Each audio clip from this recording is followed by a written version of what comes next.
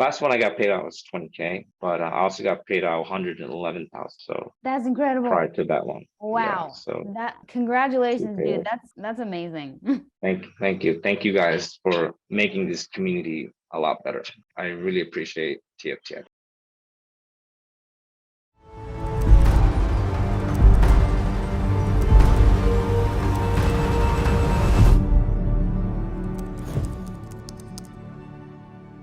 Hi guys, welcome to another TFT interview. You guys asked for no more funded trader interviews. You don't want to see people just getting funded. You want to see people that are getting payouts, people that are consistent, people that are profitable. So we are bringing it to you. But before we get started with this interview, don't forget to hit the like button, subscribe, hit the bell for notifications, drop a comment, and do all the things to help our engagement, because we really want to see people, we want to get these interviews out there. We want to see what are the commonalities between profitable traders. So let's get into it. Hi, how are you doing? Hey, how are you doing? Good. Good, thanks. So before we get started, let's just kind of do an overview of you, who you are, where you're from, how old you are, kind of just give yourself an introduction. Awesome. Hey guys, my name is Shohan. I'm from New York City. 31 years old. I've been trading for a while actually. I got into it back in 2016. Okay. From 2019, I got like really set my foot on it. So it's been about almost 4 years of journey in this trading thing. So yeah, that's fair enough. Yeah. So then what got you into trading in general though, in the first place? I love the flexibility aspect of it, just to be able to trade and work from anywhere in the world. Like right now I'm in Cambodia and I could totally be trading. I actually have a trade open and Nice. yeah, so and I can also be going out and doing the daily excursions as well, because we're like completely in the opposite, 12 hours ahead of you guys. So it's 5 a.m. now. So your day just ended and my day's starting. So yes, I can do the daily things and, trade at nighttime, that sort of stuff. And I just love, just having to call my own shots, like, any other trader would say, like traders, to be able to work at any time of the day, any place in the world. And, you just control your life pretty much, Oh yeah. You can do you want to work out, all the things that you enjoy doing, you can do those. And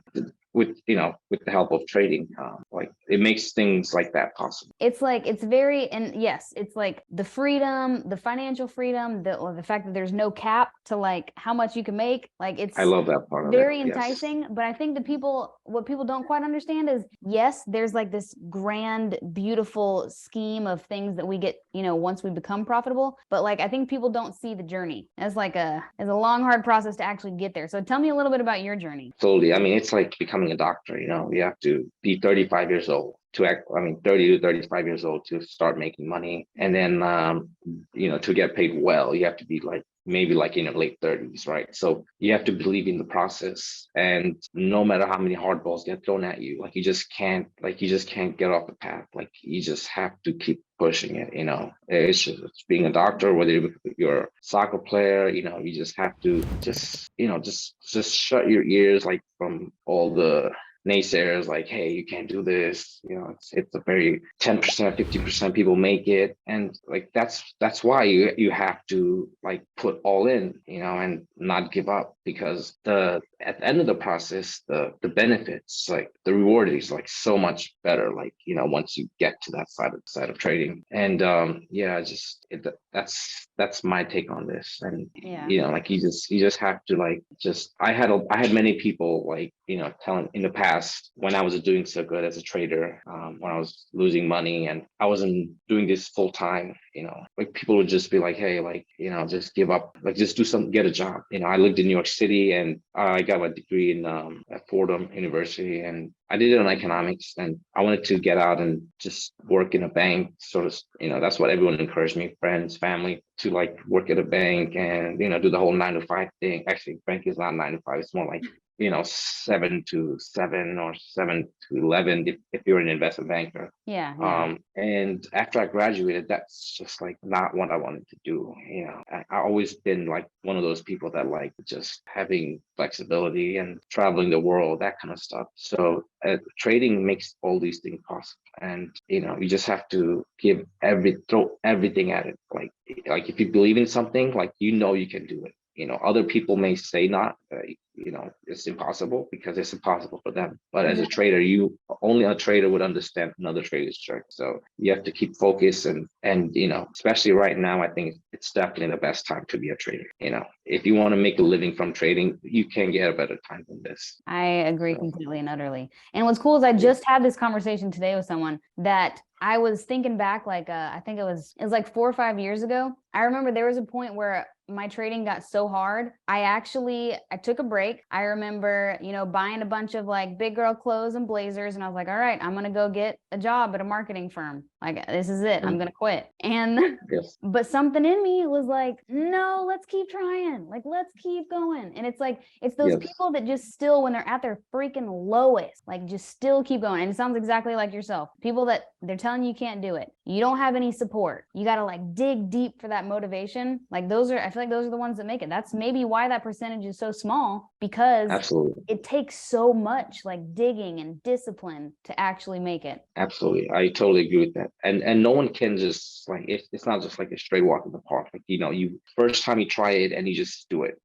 I think like most traders have to like blow up their account or fail multiple times. That's why the percentage rate of success is so much lower, because it's only so many can like take that kind of like losses, or but the reward is so great that's why the reward is so great. Otherwise you would have everyone quitting their job being a trader, like during after COVID, like 2020. Right. You had so many people, everybody was like, I'm a trader now, like even it was a time when even like if you handed a laptop to a monkey, they could make money. I mean, it was one of those times, right? Like it was just everything just moving in one direction, like just up. And then what happened? 2021, everything so many people got out of it. Like so many people were like just, and they just gave up and then went back to their, jobs, that sort of stuff. So like that's the way like trading filters people out, the ones that make it from not making it. So, and you have to be in that, I guess, other side, like get your trading education, whatever it takes, learn everything, invest, in learning how to trade. Okay, and that was going to be my next question, was kind of what was, no, absolutely. So what was your educational experience like? Did you learn from somebody? Did you take a course? What was your education like? Yes, so I've taken courses. I learned from other traders, other people, like pretty much guys who are like in their 50s, even one guy is like in his 60s, like 40s, 50s, 60s, like older guys, like I learned from those guys. And I had to pay as well. So nothing comes free. Right. And, you have to like just whatever it takes, it's an investment. You go to school, spend being a doctor, for example. I know people who have like 500-600K in debt, becoming a doctor. Yeah. And how much money do they make? I mean, you can make just as much, even more as a trader. So why can't you go out there and spend 15-20K? And so for some people, that's a lot of money. If you can't do that, nowadays there's so much information. You can just go on YouTube and just learn and actually trade, and not trade fake money. I see a lot of people saying, yeah, I'm going to trade paper money, like,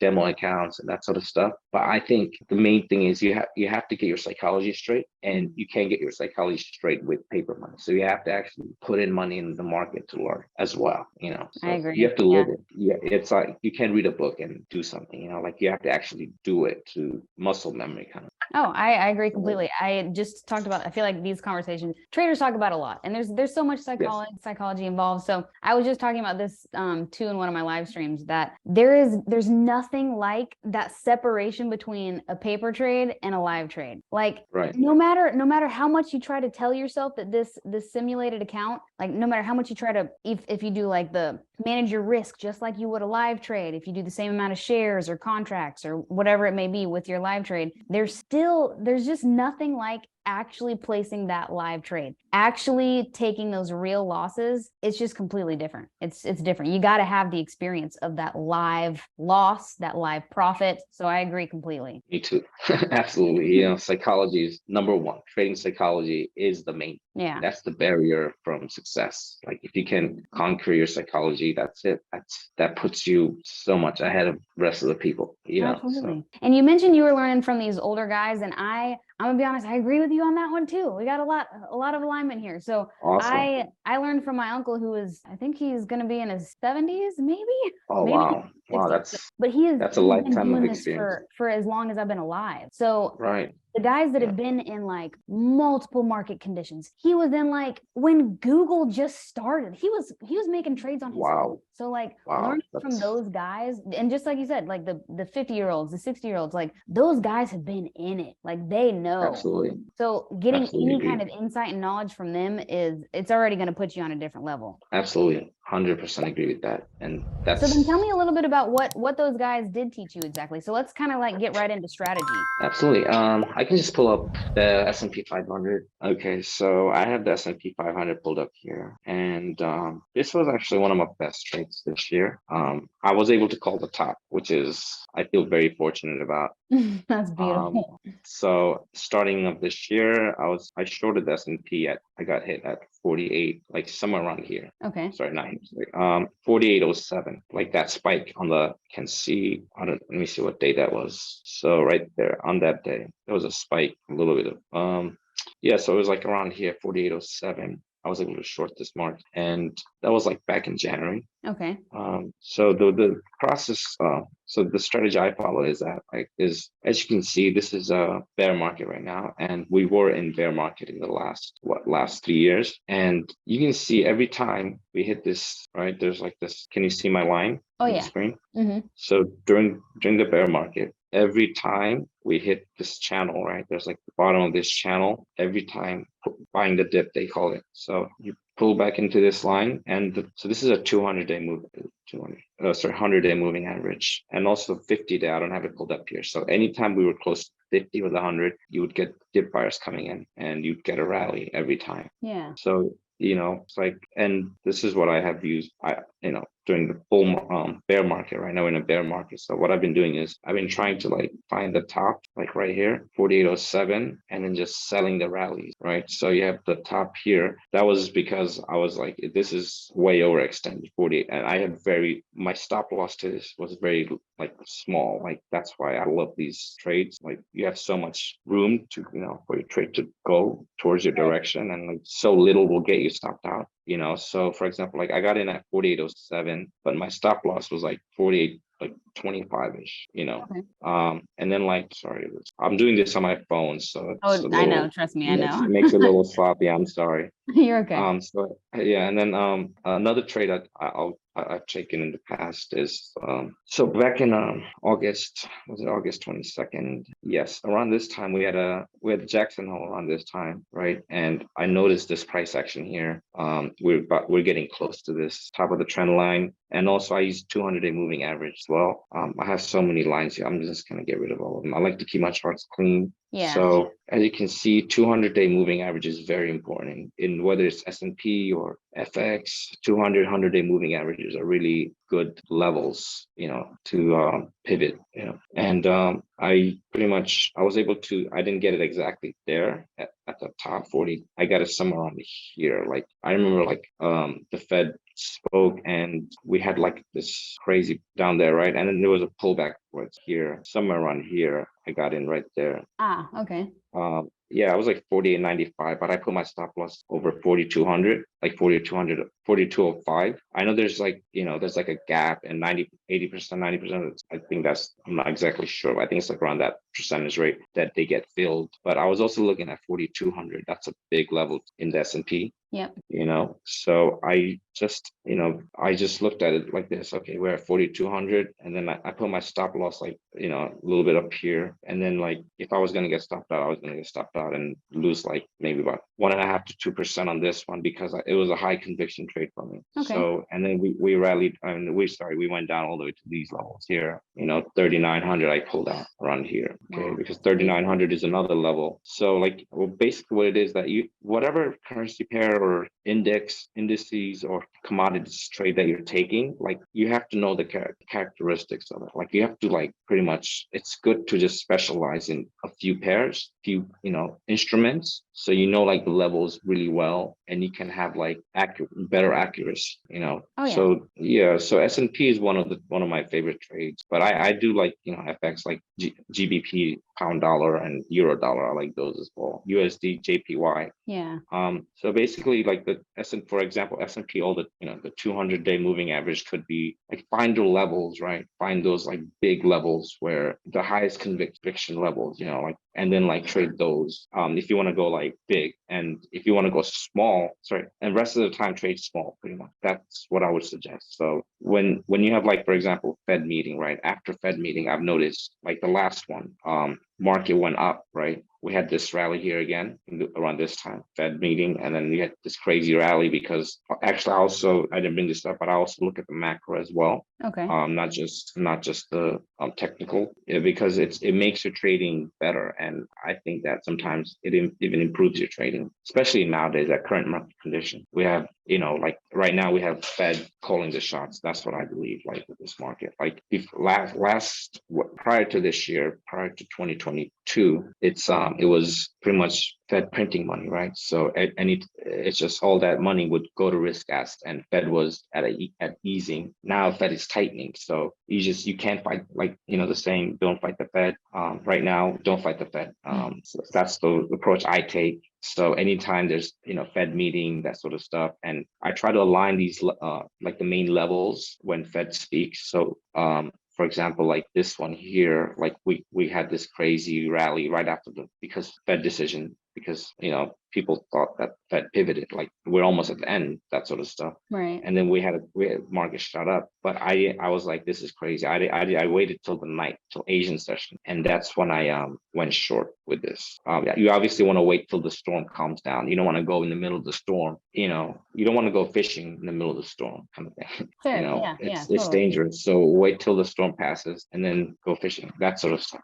So these levels like 200 days, and also I look at Fibonacci levels. That's big in currency pairs. But what I have here, I have the daily chart pulled up here, right? So I start off going weekly, and then I go down from there. So Okay. it's Really quick, walk me through exactly like kind of how your day, a normal day as a day trader. So like, are you a day trader? Are you swing trader? You said you focus on a small amount of pairs. Like what's the process from start to end? Yeah, so I consider myself a swing trader. Yes, but like at the moment, current market is very like, I feel like it's very very choppy. So it's like sometimes you have to like switch your thing to like being like day to day, because when market is very unpredictable sort of things, like it's better to just go day to day kind of thing. It works out for me like that. However, like when there's like these crazy levels that you're seeing, if you can like get these levels, I try to hold it for longer. Yeah. So I would consider myself a swing. That's my best, but I had to adapt to becoming like a day trader for a little bit. But for the most part, I consider myself a swing trader. Okay, fair. Also with the funded traded program, we have the limits resets every day now, right? So I usually just like, I'll either close it out or I'll just go like half the size or that sort of stuff. Okay. And start up like the highest time frame, weekly, daily, and then the 4 hours, weekly, daily, 4 hours, and 1 hour. You can even look at the monthly. But I usually I start off from the weekly, go down to 1 hour.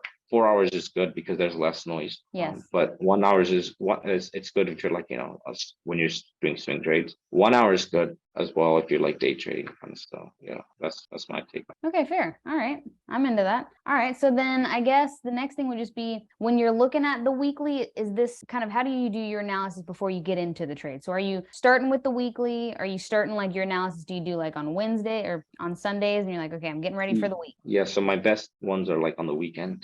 I scan through all the pairs and like my favorite ones, and then I'll just pick the ones with the best levels, and then I'll get into those with like a better size. During the week, like I'll just do like a few like day trades as well here and there. But on the week, I like to just call it like a few big trades, and then like you can just to stay in the market sort of stuff. Like you can have some. I have like small positions here and there. Yeah. Okay. Fair. Or just stay connected. I guess that sort of stuff. I see. Okay. I can show you another big trade this year was the USD yen. So with the USD yen, I followed I aligned the USD yen with 10-year yield. They both correlate very well. The USD yen is like pretty much like a proxy of the 10-year yield. It just follows the 10-year yield, treasury yield so well. And I pretty much I took one of the trades around here. Okay. 149. Yeah. So we had a, I don't know if you can recall this, or like a few months ago, we had this, JGB, like Japanese,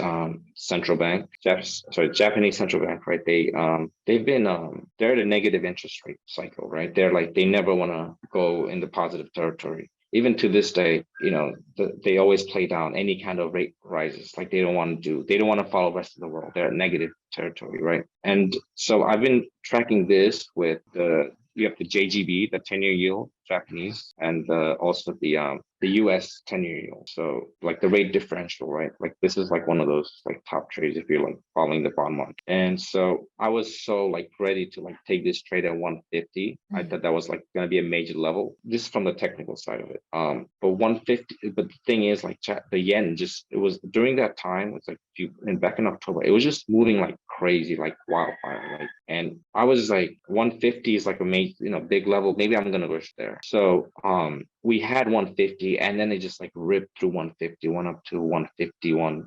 152, right? So it's like, so I got stopped out at 150. Okay. Like I put like 20 pips above it and I was like, all right, I'm out. I was just trying to like see what. So then we had and also Japanese some monetary people, they kept coming out saying, oh yeah, we're gonna intervene if the yen is moving crazy.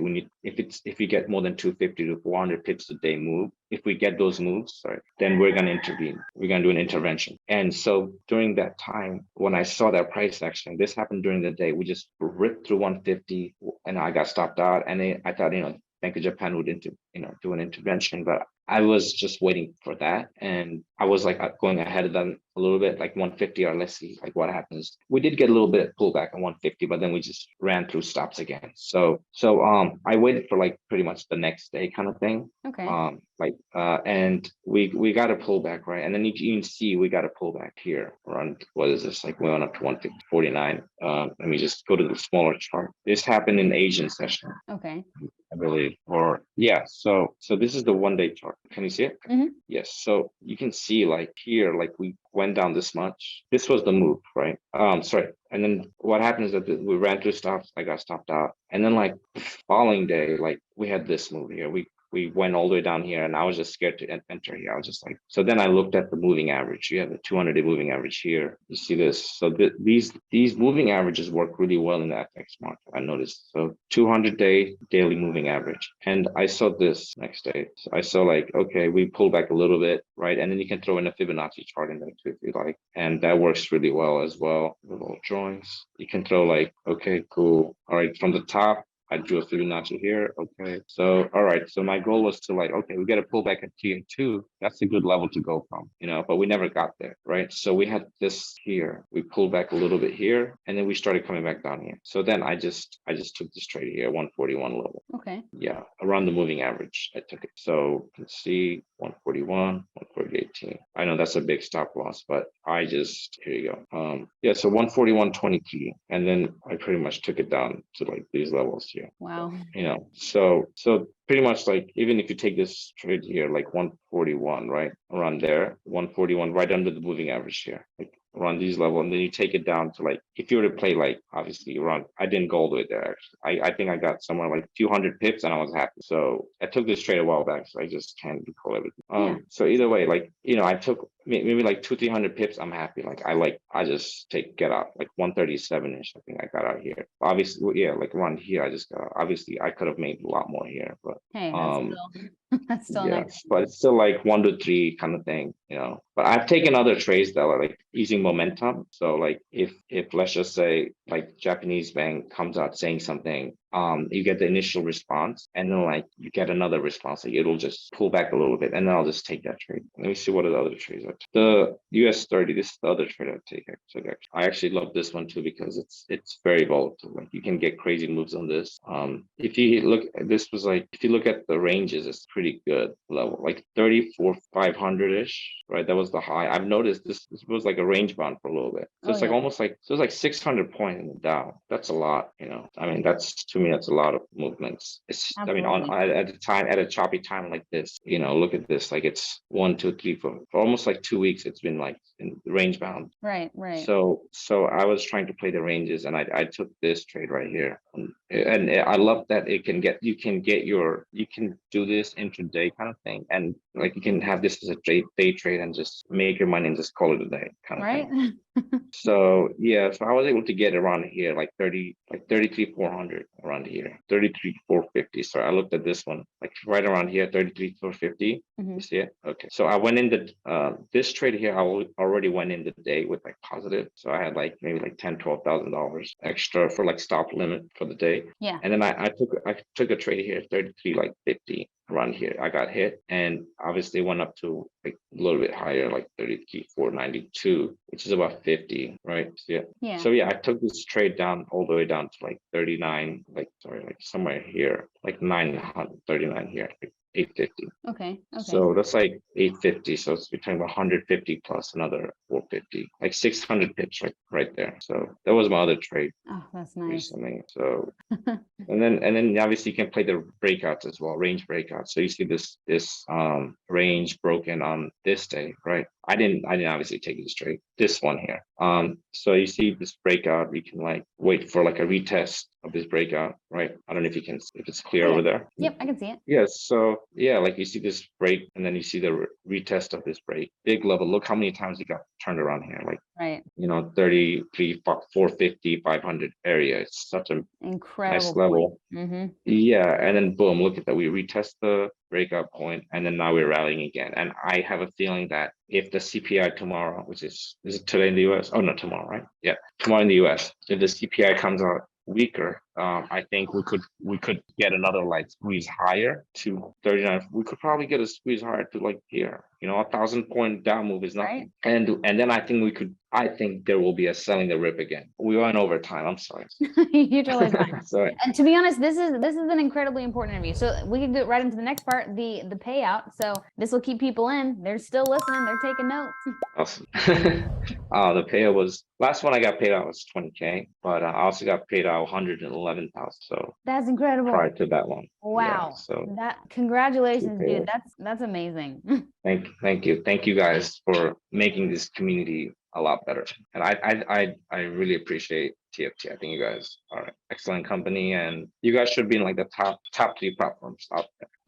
Because of your transparency, that sort of stuff. And that's very important because I think that in the prop industry, there's still like a lot of companies that are inconsistent and not transparent, and they'll have all these like little rules here, there to like just make you keep doing taking the Right. if you blow out something, or if you break a rule, boom, you don't get funded, keep paying that sort of. But I think you guys really focus on a lot on people making money from traders. That's personally, that's what I get. Yeah, I think like traders success. What a lot of people say about TFT is that it's very obvious and evident that the people behind TFT are traders. Like we're not, it's not just like these business guys, and like Angelo is a trader. All of these guys that are made up of TFT are traders. So it's like, you can tell that it's a prop firm by traders for traders. Like we want our traders to be successful because we are traders. Yes, absolutely. And that's great. I met Angelo and other guys back in July, I believe.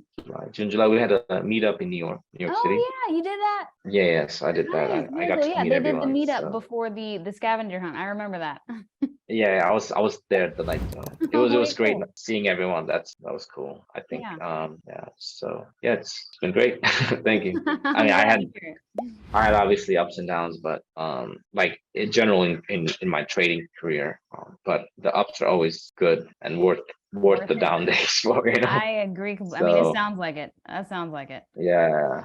So, and I would say like I think all traders are gonna have down days, and don't let that discourage you from trading. Yes, and I was gonna say that would be my last question. Would be kind of coming from somebody yourself who has successfully done this. I mean, you're getting 100K payouts. So like my last question would just be advice. And I know you'd said before, to keep going, but like, what else could you give for those guys that get funded but they just can't quite get the payout? The thing is like, I would definitely encourage them to just keep pushing.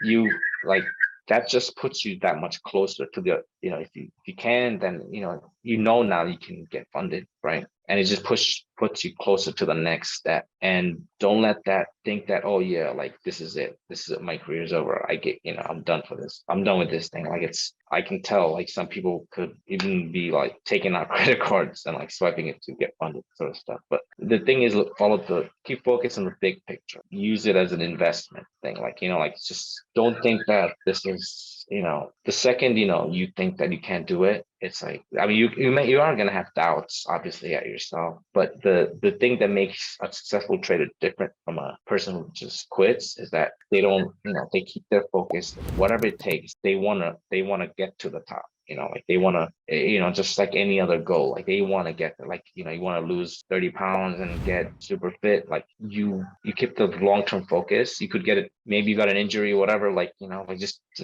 trading works in a similar way. Like just, you lose, you just have to keep going at it, and don't think this is it, like don't give up. Like that's my take on it. Like, do not give up, whatever it takes. Like you could have friends and family discouraging you, or you could have other pressures from society. Like don't let that be the obstacle. It is the obstacle, but for some people, and it was my obstacle too. And I just, like a tunnel vision, like just focus on the price and don't focus on all these other things, negative things. Yeah. That would be my thing. I think that's incredible. And I love that analogy. Like it's similar to, like, just like you said, you want to lose 30 pounds and get like into great shape. And there's a long term to that. And then, yes, like you said, there's a possibility that you get injured, and then that process becomes even longer. So it's a great analogy for trading also. Like there's going to be speed bumps, there's going to be losses. It's a long-term thing. But if you can, if you can focus on that, keep it the path, no matter like how hard it is. I mean, obviously you're a walking example of that. So thank you for taking the time, Shohan. And is there anything else you want to share to people before we hop off today? Just keep your focus on the price, and that would be my main thing. Like every trader went through bad days, and just think that we're like on the same boat and we all had the same struggle. Don't give up. Just and keep your head on the price. That's the main take on this. And master your psychology, trading psychology. That's number one. That's the key. So awesome. Yeah, absolutely. Yeah. Well, thank you for having me. And yeah, of course. Well, next time you get another payout, we need to do round 2 and talk about psychology next, because we didn't even get to get into it. Awesome. We'll do that. Okay, great. Deal. Thank awesome. you. Thank you for taking the time, Shohan. Thank you for having. Have a good one. Have a good one. Bye-bye. Bye-bye.